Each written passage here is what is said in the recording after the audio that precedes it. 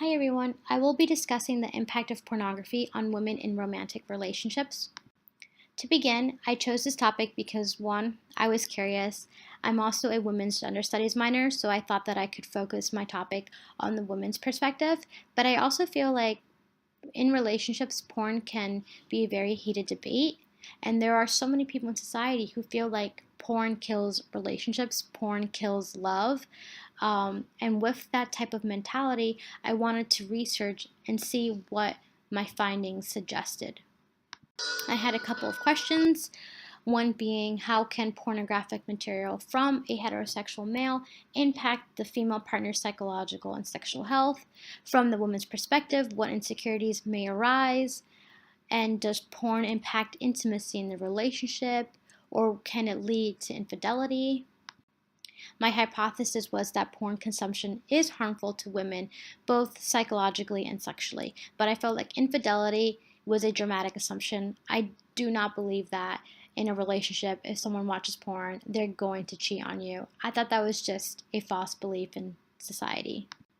My thesis statement is that the consumption of pornographic material by a heterosexual male will be detrimental to the female partner's psychological and sexual health, as well as their perception of infidelity in the relationship. The purpose of my topic being important is because with all these technological advances from smartphones to the internet, I feel like it's really pushed pornography into the cultural mainstream.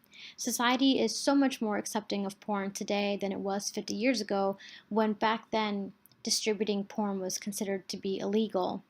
But within our society, we have an emerging adulthood population who are actually the most frequent porn users. They're the topic and focus of my paper, and I will discuss who they are in a different slide.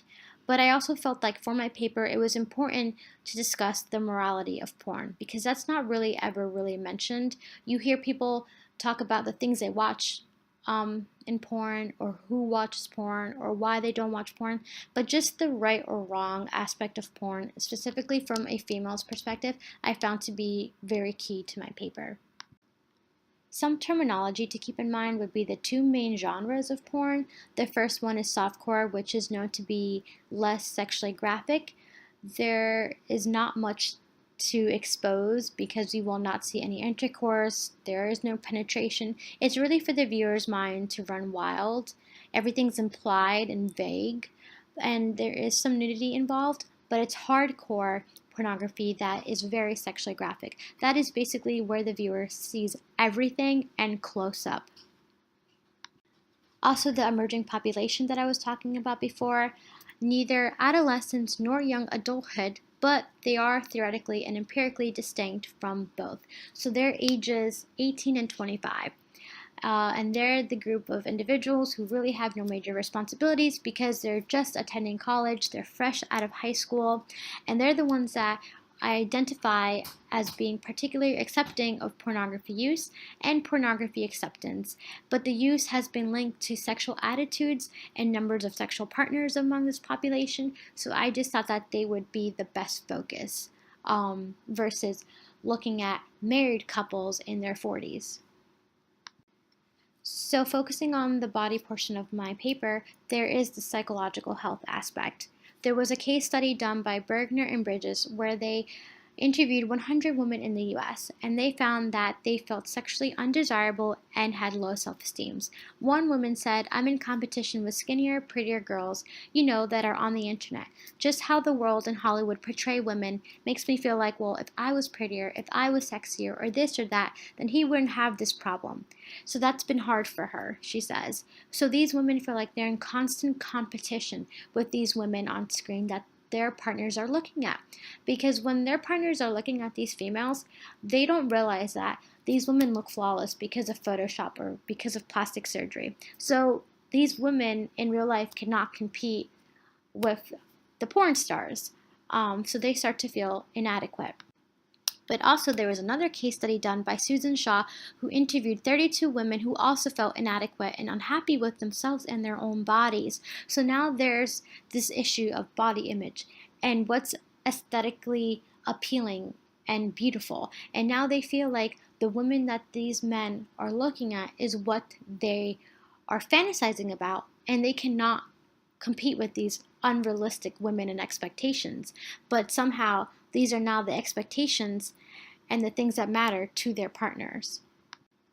And there's this sexual health component to my paper, and wondering, are the females in the relationship still aroused by their partner, knowing that their partner is watching porn? And are they being sexually satisfied? And according to Megan, she says pornography use in a relationship can deteriorate the sexual bond between partners. So, what she found is that men will watch porn and masturbate and they will finish to a woman on screen and they will watch porn alone. But then there is their female partner who is not getting any attention. She's not receiving any sexual gratification, and she's yearning for intimacy and communication and love from their partner who has already tied their body to another person. So now they obviously commit to having sexual acts with their female partner, but now the female partner feels like they're forcing their partner to engage with them intimately. So now, even after they have sex, the woman does not enjoy it as she would have, knowing their male partner did not watch porn and finish to another woman. The last part of the paper was infidelity, and there was a case study done by Monica Whitty, who interviewed over 1,000 individuals about emotional and physical infidelity. She found that in the emerging adulthood population, women consider cyber sexting or watching porn wrong. Whether it's alone or in secret, it does not matter. Taking your time to invest in another person, whether viewing them or communicating with them, is considered cheating. Also, there were researchers who wanted to test the interaction between men and pornography on infidelity, and they found that the more pornography they consume, the more it relates to lower commitment. So there's a correlation between these men wanting to leave their relationships to find casual sex and random hookups with pornography. And if they couldn't leave their relationship, then they would cheat on their female partner and have numerous partners on the side. So pornography consumption is not only related to weakened commitment in relationships, but that there are high risk behavioral consequences to the decreased commitment associated with pornography consumption. So although this may sound all negative, there is evidence to suggest that it can be used in a positive manner. So couples who watch porn together enhance their sex life, and they end up having a positive attitude towards sexuality. So the things that they watch, they end up wanting to do themselves. And then there was a case study done where 399 couples ranging between the ages of 22 and 67 were interviewed. The study found that of the 32% of men who engaged in online pornography use, those partners who knew of their pornography use, which were 43%, found it easier to talk to their partner about sex. So clearly, couples who have more open communication about, porn or their sexual needs and fantasies end up having lower levels of problems associated with sexual arousal, whether it is physical or mental. With research, obviously, there are some problems, and I found that a lot of my case studies had small sample sizes, and location was an issue too, because a lot of the research was done in European countries and not in the US like I would have preferred. But also, there were findings that said that they focused on emotional and physical infidelity, and really they just focused their findings on emotional. And I think it's really important for research to also focus on physical infidelity and how that impacts women in relationships. But also in case studies, the type of pornography that women were talking about that their men watched was never spoken about. So we don't know what type of pornography they watched. We can only assume that they were watching softcore or hardcore pornography. But then there was also lack of data on the effects of pornography on committed relationships, which is my topic. I felt that a lot of the case studies were written by the same authors, and maybe one or two just random authors collaborating, but there wasn't like other authors to choose from.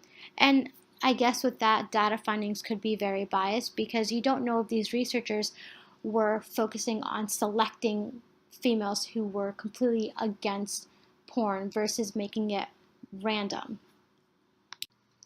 So, to conclude, the consumption of pornographic material by a heterosexual male will be detrimental to the female partner's psychological and sexual health, as well as their perception of infidelity in the committed relationship. And I think it's just important to wrap up by saying that women and men who watch porn together generally end up being the relationship that lasts longer versus the couples who watch porn separate. And with a growing industry that porn is, research just has to stay up to date and has to keep doing research on the emerging adulthood population because they're the population of people who actually are interested in porn. They're the people that are investing their time. And if more researchers focus their time on this population, there'll be less gaps and missing information because I found that to be the most problematic. And I felt like even the research that I was reading took me in different directions, like males watching porn, the more they watch, the more later on they'll develop behavioral problems. But it just lacked so much in the women's department. Long term, it did not talk about women. And I think that this is such an interesting topic. And I hope that with time and the more society continues to accept porn, the more this area of studies will form. So, thank you.